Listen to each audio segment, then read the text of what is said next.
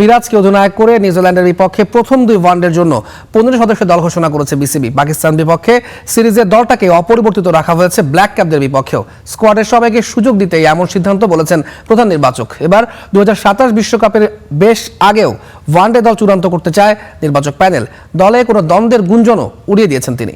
এক ফ্রেমে 4 সিলেক্টর, হাসিবুল হোসেন শান্ত বাদে বাকি 3 জনের জন্যই ভিন্ন অভিজ্ঞতা।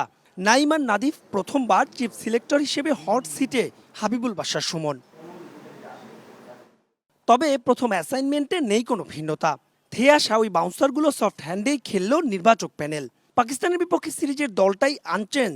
ব্ল্যাক ক্যাপদের বিপক্ষে প্রথম দুই ওয়ানডেতেও 4 পেসার, 1 জেনুইন স্পিনার। কারণটাও ব্যাখ্যা করলেন প্রধান নির্বাচক।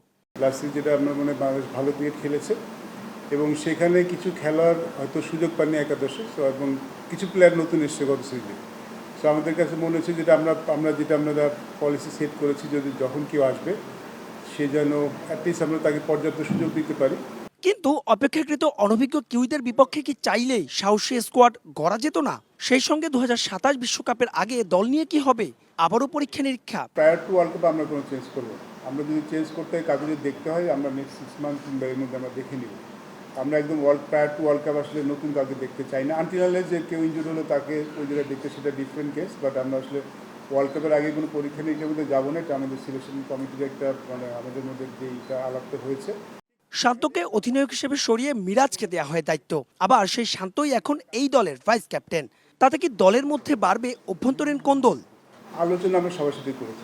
দেখুন, ক্যাপ্টেন্সি কি হবে না এটা পুরোপুরি বোর্ড ডিসাইড করে, আপনারা জানেন এটা। তো যেহেতু মিরাজ আমাদের captain till next world cup, আমাদের ক্যাপ্টেন কিন্তু তিনি, তার সাথে তো ডেফিনেটলি আমরা আলাপ করেছি।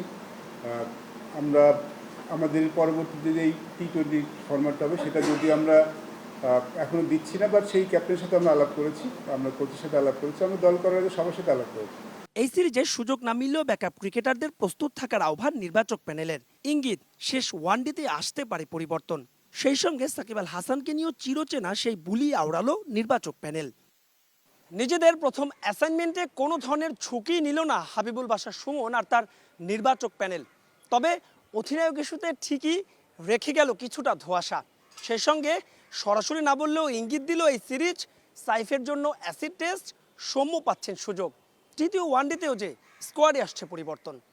মাহবুব রিমন, স্টার নিউজ, শেরে বাংলা জাতীয় ক্রিকেট স্টেডিয়াম, ঢাকা।